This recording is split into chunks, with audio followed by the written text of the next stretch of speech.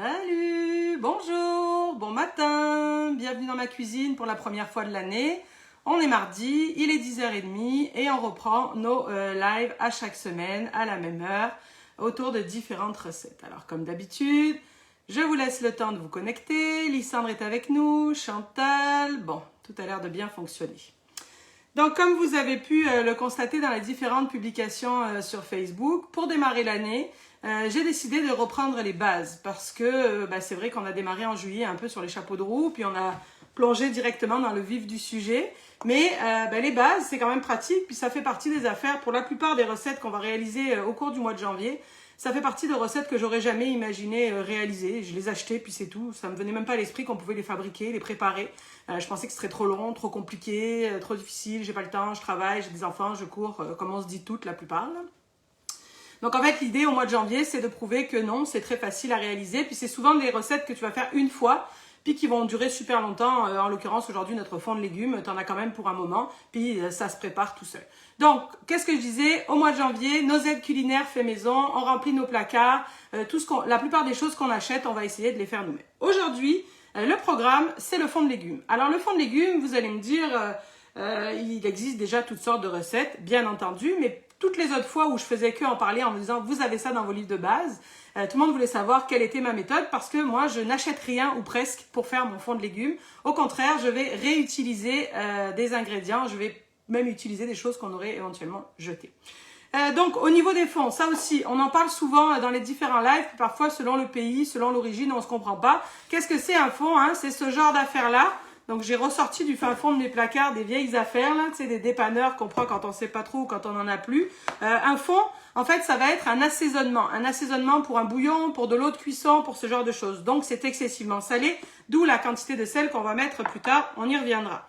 Donc, on les a sous forme de concentré liquide comme ceci. Ici, ça se vend aussi beaucoup comme ça. Donc là, c'est encore pire parce que finalement, tu achètes juste le carton parce que dedans, c'est l'équivalent de, mettons, 2 cuillères à soupe de ce qu'on va faire diluer avec juste de l'eau. Le plus drôle, c'est quand c'est, comme ici, écrit réduit en sel, ben finalement, c'est, tu sais, ils ont peut-être rempli la brique jusque-là, puis le reste, ils ont mis de l'eau, puis toi, t'achètes de l'eau. Waouh, très économique. Les cubes aussi, alors c'est moins populaire ici, mais c'est très populaire en Europe. Et ça existe sous forme de poudre de cette façon-là. Alors, chacun y trouve son compte comme dans la plupart des recettes. C'est certain que dans ces choses-là, il y a toutes sortes d'ingrédients qu'on n'est pas forcément obligé d'ingérer, qui ne sont pas toujours bonnes pour la santé. Le plus impressionnant, c'est quand j'ai étudié ça ce matin pour voir un peu les ingrédients. Cette affaire-là, c'est censé être au bœuf, mais quand on regarde les ingrédients, il n'y a pas de bœuf du tout marqué dans les ingrédients. Tu sais, c'est arôme artificiel, puis plein d'affaires que je comprends même pas et que je sais même pas ce que c'est. Donc ça, c'est sûr que ça peut être une raison de se mettre à faire son propre fond de légumes. Ensuite, donc, une raison économique, parce que tu prépares toi-même et ça va te faire un concentré. Donc, tu sais, on est capable, avec ce qu'on va cuisiner aujourd'hui, on est capable de faire peut-être, à mon avis, facilement 20 briques comme ça, sans aucun problème. Mais, moi, je pense que l'autre raison, comme je vous dis, qui peut être intéressante, c'est que au lieu de jeter certaines affaires, bien, on va s'en servir pour préparer notre fond de légumes. Donc, ça, c'est ce qui est le plus intéressant. Donc, on y va. Je ne pensais pas avoir à faire ça, mais pour la réalisation de notre live d'aujourd'hui, eh bien, je vous ai gardé mes déchets, puis on va décortiquer mes déchets ensemble. En fait, pour faire du fond de légumes, ça prend 850 g de légumes et 130 g de sel. C'est le plus important. Le restant, c'est des bonus tracks, c'est des aléatoires. J'ai oublié de vous le dire, mais je vois vos messages. Si vous avez des questions, n'hésitez pas. Hein. Là, je vois que vous connectez tous. Là. Mais n'hésitez pas, éventuellement, je répondrai à vos questions en direct. Et si ce n'est pas le cas, je répondrai cet après-midi. Vous savez que vous retrouvez tout ça, toutes nos vidéos et nos recettes sur www.fanelli.com quand c'est terminé. Donc, la base, c'est 850 g de légumes pour 130 g de sel. D'accord? Mais après, tu comprendras qu'au niveau de la sorte de légumes, tu comprendras. C'est sûr que les stressés, elles ont du mal avec mes explications comme ça parce qu'elles aiment ça suivre une recette. Elles ont toujours peur que ça rate, que ça aille pas. Mais faut pas. En fait, ce qui est intéressant avec le fond de légumes, c'est que tu vas utiliser ce que tu as comme légumes. Alors, soit, là, moi, c'est extrême parce que c'est mes déchets. Mais si tu veux le faire avec des vrais légumes, tu peux mettre les légumes de ton choix, ce que tu as dans ton frigo. Ton fond de légumes, qu'est-ce qu'il va avoir comme différence? Il aura un goût légèrement différent selon la saison, par exemple. Je pense qu'on est tous à peu près pareil. En été, on a un peu plus de tomates, un peu plus de basilic, on a des courgettes, on a plus de poivrons. Mais c'est souvent ça qui va se retrouver dans ton bouillon de légumes. Alors qu'en hiver, c'est plus carottes, navets, choux par exemple. C'est pas grave, ça marche pareil. On se rappelle qu'on prépare un assaisonnement qui va venir saler nos préparations et les parfumer. Le parfum de ton bouillon de légumes sera juste différent selon la saison. Donc, te stresse pas avec ça. Alors oui, c'est sûr que dans la recette initiale, il y a des tomates, des champignons, il y a des carottes, de l'ail, de l'oignon. Donc tu dis, ben, le champignon ou la tomate va apporter du liquide. Mais ça, faut pas te stresser. Moi, j'ai fait des milliards de fois cette recette-là avec tout ce qui traînait dans le frigo. Souvent, c'est quand les légumes sont proches de mourir que je me dis, ok, c'est le temps de faire du fond, je ramasse tout ça. Ça marchera pareil. Qu'est-ce que ça va faire comme différence selon les légumes que tu as utilisés en plus du goût? Eh bien, tu vas avoir des fonds de légumes plus ou moins compacts, plus ou moins liquides. Mais no stress avec ça. Encore une fois, c'est un assaisonnement que tu prépares. Ça va? Donc moi, je vous dis, pour faire mon fond de légumes, j'utilise mes déchets. Donc là, vous voyez, dans mon gros sac Ziploc, en fait, comment je fonctionne, c'est que, et vous voyez que c'est givré, c'est parce que je viens de le sortir du congélateur. En fait, j'ai ce gros sac, au départ, vide, dans mon congélateur. Et au fur et à mesure que je fais des recettes, des préparations, mes déchets s'en vont dans mon sac, dans mon congélateur. J'ouvre, je rajoute, j'ouvre, je rajoute, j'ouvre, je rajoute, et ça va dans mon congèle. Puis quand j'ai atteint 850 grammes, à peu près, ça peut être 800, ça peut être 900, c'est pas un drame non plus, tu n'es pas au gramme près, eh bien, je récupère mes déchets et je m'en vais normalement dans mon bol directement. Mais là, je vais vous montrer un peu, quand je parle de déchets, de quoi ça a l'air. Alors là, vous voyez une tomate qui a l'air pas pire. Ah, vous la voyez pas, attends, je vais me pousser. Une tomate qui a l'air pas trop mal, mais tu sais, c'est ce genre de tomate que tu devais faire une salade, tu devais faire une salade, tu devais faire une salade, tu devais faire une salade, puis t'as pas fait de salade. Donc là, la tomate est rendue comme molle et tu vas te forcer à faire une salade avec ça parce que tu ne veux pas l'acheter. Non, moi, je la coupe en morceaux, puis je la fous au congèle dans mon sac. Ça va bien aller. Alors évidemment, je la coupe en morceaux parce que là, c'est gelé. Hein. Donc si je l'avais laissée entière à mixer, c'est un peu plus compliqué. Ici, qu'est-ce qu'on voit? Eh bien, on voit les queues, les tiges de mon persil. On a fait les escargots à l'ail hein, à Noël. Vous vous rappelez, les feuilletés avant les fêtes. Eh bien, c'est mes tiges de persil qui sont ici. On voit ici mes épluchures de carottes. Alors ça, chacun fait comme il veut. J'ai déjà eu des gens qui m'ont dit « Ah, mais les pesticides… » Ben, c'est sûr que si tu décides de faire tes fonds de légumes avec tes épluchures, idéalement avoir des légumes bio, mais surtout prendre la peine de bien les brosser, de bien les nettoyer avant de les éplucher puis de les réserver. Donc après, chacun fait comme il veut avec ça. On voit aussi que j'ai mes cucus, hein, mes cucus de carottes. Là, une fois, j'avais dû faire des tagliatelles. Je ne sais pas si vous voyez cette carotte, elle a une forme bizarre. J'avais dû faire des tagliatelles ou des juliennes. Donc il y a un morceau, au bout d'un moment, tu n'y arrives plus. Mais donc, j'ai récupéré ces morceaux, je les ai mis à l'intérieur. Ici, on voit quoi? On voit, vous voyez là? Ça, c'est les bouts de brocoli. Là, moi, je sais que j'aime mieux les fleurettes que les tiges. Ben, ça me stresse pas parce que je sais que c'est pas perdu. Regarde, vous voyez, ça va s'en aller dans mon fond de légumes. Bon, je peux les mettre comme ça direct pour faire de la place. Qu'est-ce qu'on a d'autre par ici? Ah, ben ça, je pense que c'est un cucu de navet, regarde, ou de rabiole. Vous voyez ça? Hop, pas de problème. Les verres de poireaux aussi, hein? Les verres de poireaux et les verres d'oignons verts, là. Vous savez, les oignons nouveaux, ça, c'est les petits verres d'oignons. Ça, c'est les verres de poireaux qu'on s'en va aussi mettre à l'intérieur.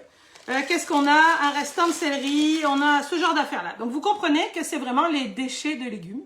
Donc, faut pas se stresser, il n'y a pas de problème avec ça. Donc là, je m'en vais les mettre à l'intérieur, ils sont encore gelés. Alors, je vais essayer de ne pas mettre à côté vu que j'ai sorti tout ça. Bon, alors je ne sais pas pourquoi, hein, les choses ne peuvent jamais fonctionner comme on voudrait. Je vois que vous vous connectez, mais je ne vois pas vos questions. Donc, paniquez pas, écrivez tout ce que vous voulez que je vous dise, puis j'y répondrai quand j'aurai terminé. Je réponds à tous les commentaires un par un. Alors, c'est sûr que c'est plat, hein, c'est sûr que c'est raide parce que c'est gelé. On peut le faire dégeler, mais ça devient tout mouille-mouille. Puis à vous montrer mes déchets, je trouvais que tout mouille-mouille, ça serait pas terrible. Donc là, comme ceci, c'est bien rempli. Mais c'est pas grave, ça va fonctionner de la même façon. Est-ce que ça va? Oui, vous me suivez? Bon. Donc là, on a mis toutes nos affaires à l'intérieur. On referme. Puis ce qu'on va faire, c'est qu'on va mettre la spatule directement dedans. La spatule va m'aider à venir travailler pour que tout le monde se hache comme il faut. Donc on y va en vitesse 7. On tient bien sa spatule.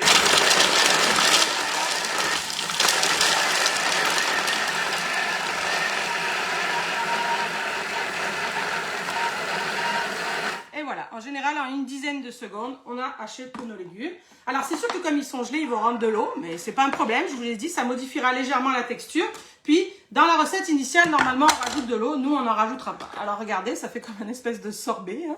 Donc, évidemment, ça a creusé, ça a fait comme un puits. Mais ce qu'on va faire, c'est qu'on va venir redescendre tout ce beau monde-là, comme ceci.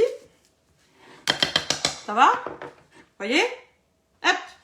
Et là, on s'en va rajouter donc nos 130 g de sel. Alors, c'est du gros sel qu'on utilise de préférence. Mais après, tu sais, c'est du sel qu'on veut. Hein, ça ne changera rien. De toute façon, il va se dissoudre, il va fondre. Vous savez qu'il y a différentes sortes de sel. Le sel de table iodé, il y a le sel fin de mer. C'est sûr que le sel de mer, c'est préférable parce que c'est non raffiné.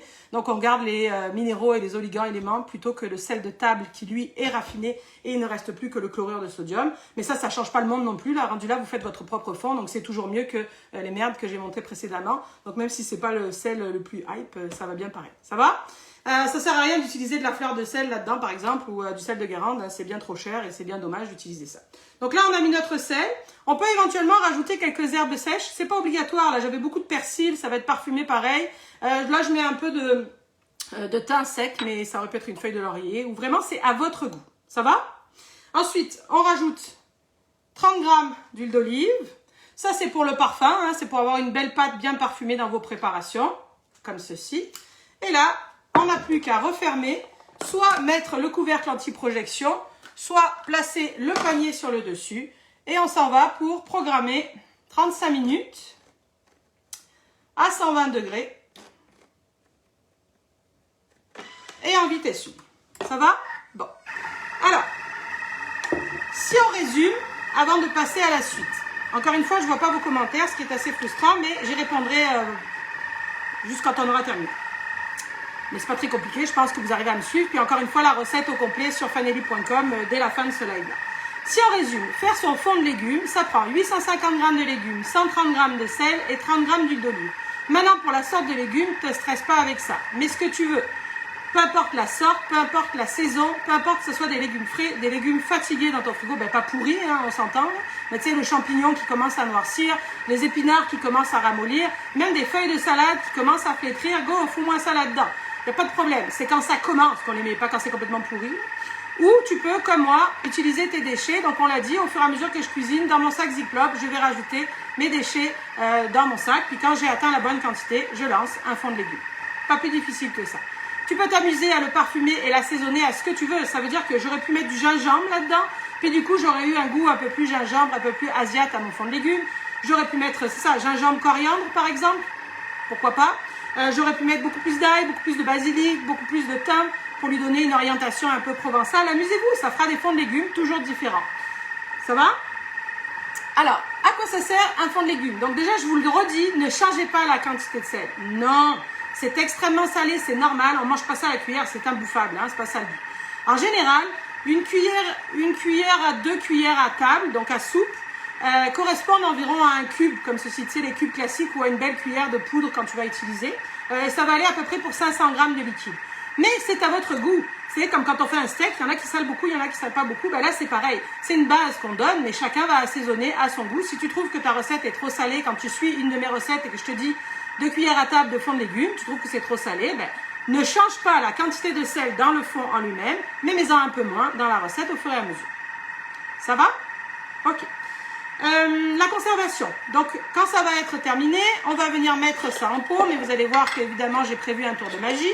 On va aller mettre ça en pot, et ça va se garder. Alors, tu sais, la plupart des affaires classiques parlent de 1 mois, mais clairement, moi, j'ai déjà gardé 2 ou 3 mois au frigo sans aucun problème. Il y a tellement de sel. Alors, tu tiens ton pot propre, ça c'est important, mais ça pose aucun souci.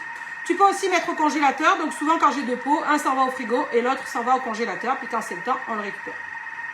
De toute façon, il y a tellement de sel là-dedans que la plupart du temps, ça reste souple. Tu pourrais presque aller le prendre dans le congélateur. Il y a des gens qui mettent ça dans des bacs à glaçons pour avoir comme ça une portion.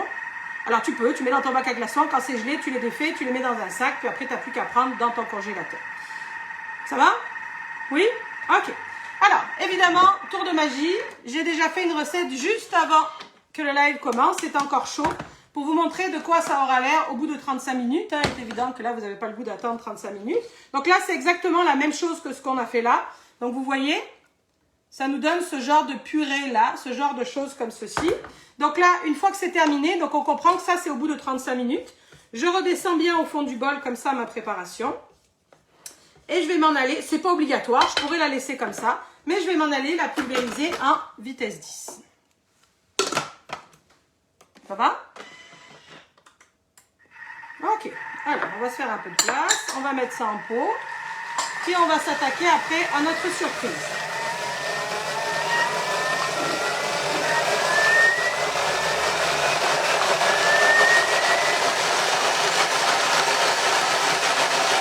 Donc on peut laisser tourner 1 minute, ou la moitié est assez.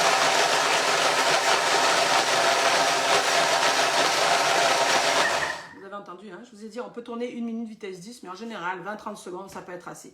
Ça dépend toujours de ce que tu as mis comme ingrédient au départ, mais en général, regarde, on va avoir, regarde la belle crème, la belle pâte qu'on a là, le temps de le dire.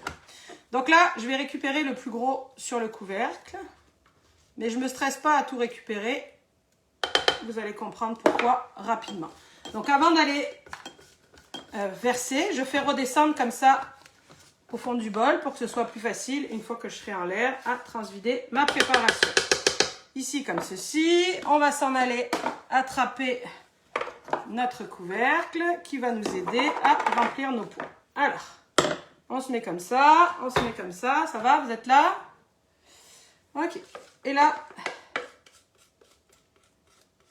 on remplit avec notre fond de légumes. Alors la couleur évidemment va être bien sûr différente, toujours pareil, selon les légumes que vous avez utilisés. Alors, le volume aussi, ça va dépendre. Il y a des légumes qui rentrent plus ou moins d'eau ou de portions. Ok, donc là, on n'est pas trop mal. Qu'est-ce que vous en pensez? On a ici un beau pot de fond de légumes fait maison en 30 minutes, le temps de. Ça va? Alors, je ne me suis pas appliquée à tant gratter que ça. Il en reste un peu dans mon bol parce qu'il ne faut pas le jeter, ça. Là, ce que tu peux faire, c'est aller remplir ton bol d'eau, puis venir mélanger tout ça. Tu sais, je vais mettre à peu près, ça dépend, là, ça dépend comment j'ai gratté, là, parce que pour la proportion de sel. Mais en général, je mets comme 1,5 litre d'eau. Puis après, je vais venir mélanger quelques secondes en vitesse 10, ce qui fait que ça va comme prélaver mon bol. On peut, une fois que c'est fait, verser ça dans un pot. Attends, hein. Ok, donc là, j'ai rempli d'environ 1,5 litre d'eau. Veux-tu? Comme ça, ici. Donc là, vous avez compris, je vais aller en vitesse 10 quelques secondes pour nettoyer mon bol. Puis ensuite, donc, ce que je vous disais, c'est que tu peux reverser ce bouillon-là dans un pot, puis t'en servir après de base. Finalement, ce sera l'équivalent de ce qu'on achète comme ça. C'est du bouillon prêt à utiliser. Donc l'intérêt, c'est ça, c'est vraiment de nettoyer ton bol, là, sinon ça n'a pas tant. Qu'est-ce que vous en dites? Regarde ça. Donc une soupe ou faire cuire l'eau des pâtes. On a nettoyé le bol et on a notre bouillon. Qu'est-ce que vous en pensez? Ça va? C'est pas compliqué? Non? Bon. Alors, ici, vous vous dites, encore une fois, je ne vois pas vos questions, c'est assez perturbant, mais c'est pas grave. J'y répondrai par la suite. Ici, voilà ce qui arrive. Tu sais, c'est un peu comme la galette des rois la dernière fois, la semaine dernière. C'est sûr que moi, une fois que j'éteins ici le live, après, je me retrouve avec du fond de légumes ici, puis du fond de légumes là, puis tous mes bols, puis toutes mes affaires, puis ma vie continue pareil. Mais je me suis dit, tant qu'à faire, moi, une fois que ça va être terminé, avec ça, je vais me préparer une soupe pour midi. Alors, je me dis que peut-être ça vous intéresse de la voir, ma soupe. Qu'est-ce que vous en pensez? On enchaîne et on se lance la soupe en cuisson. Alors, je ne l'ai pas faite d'avance. Je vous mettrai la photo quand j'aurai terminé de la cuisson. Ça vous dit? Bon. Donc là, rapidement, il n'y a pas de fiche recette. Hein, c'est vraiment au feeling en fonction de ce qu'on a dans le placard. Là, j'ai versé mon eau, mais il ne m'en reste pas assez, là, parce que je veux me faire une belle grosse soupe. Donc, je vais aller à peu près rajouter pour aller jusqu'à 1 litre de bouillon. Ça va? Vous me suivez? 1 litre, vous savez qu'on regarde à l'intérieur, il y a les traits. Hein. Le premier trait, c'est 1 litre. Puis quand il y a 2 traits, c'est 2 litres. Ici, je me suis préparé une conserve de tomates en dés que je m'en vais me rajouter à l'intérieur de mon bol. Qu'est-ce que vous en pensez? Ici, de la pancetta. Alors, j'avais que ça dans mon frigo. C'est l'heure d'aller à l'épicerie cet après-midi, là. Mais si j'avais eu du jambon ou si j'avais eu des lanières de bœuf, ça aurait été parfait. Là, j'ai de la pancetta. Je vais mettre ça pour me faire comme une protéine, mais c'était pas une protéine animale, mais c'était pas obligatoire. Donc là, un peu de pancetta. Ça va?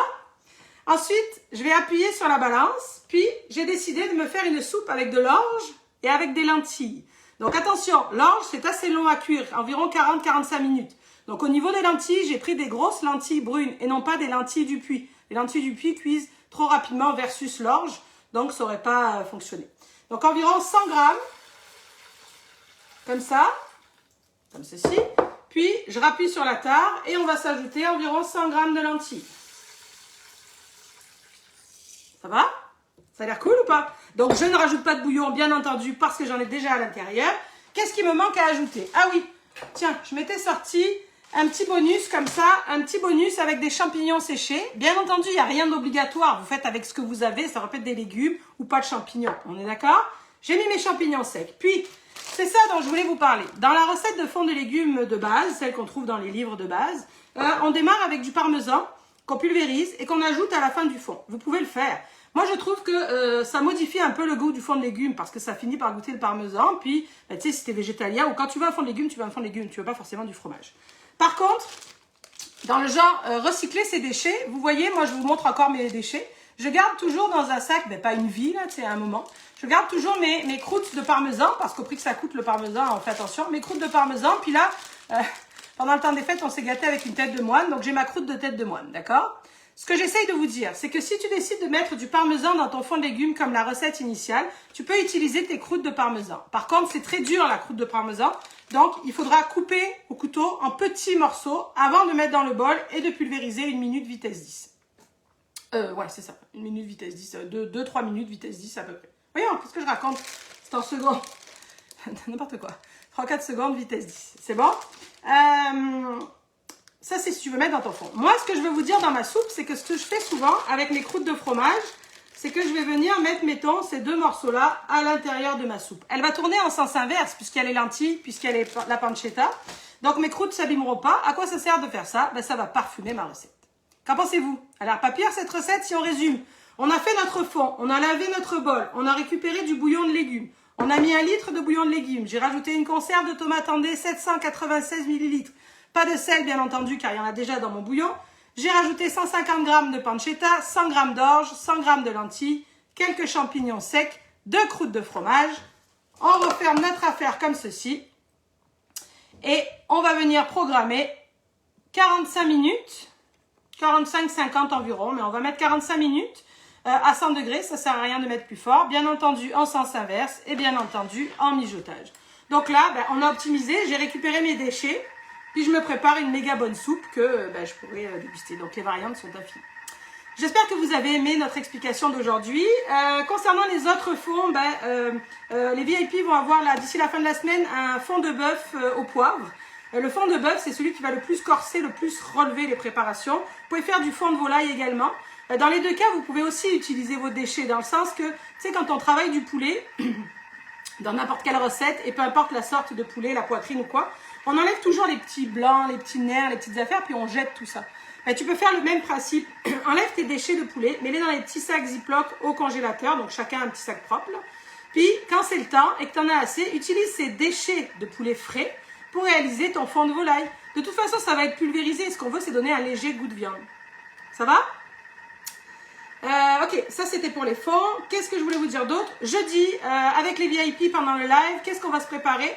On va se préparer une mayonnaise sans huile, puis une vinaigrette longue conservation, toujours dans l'idée de remplir nos frigos et nos placards. Puis tant qu'à faire en faisant un peu attention après le temps des fêtes. Et on fera probablement 2 petites recettes express de salade pour utiliser notre mayonnaise allégée et notre vinaigrette allégée. La semaine prochaine au programme, pour continuer de remplir nos placards, je pense que vous allez aimer ça. On va apprendre à préparer des beurres de noix. Beurre de noix en général. Donc quand on aura appris à faire des beurres de noix, ça veut dire qu'on pourra faire du beurre de cacahuète ou beurre d'arachide, qu'on pourra faire du beurre d'amande, on pourra faire toutes sortes de beurre, mais on pourra faire aussi du praliné. Et qui dit praliné, alors, on va venir préparer une tartinade façon Ferrero Rocher. On apprendra également avec les VIP à faire du lait condensé sucré ou lait concentré sucré, du lait de coco, des granolas maison. Donc tout ça est au programme. Si jamais vous avez le goût de rejoindre le club VIP, vous le savez, sur le site internet fanily.com, il y a un onglet en haut avec marqué abonnement club VIP, puis vous verrez toutes les explications. On a bien du fun dans ce groupe privé là Facebook.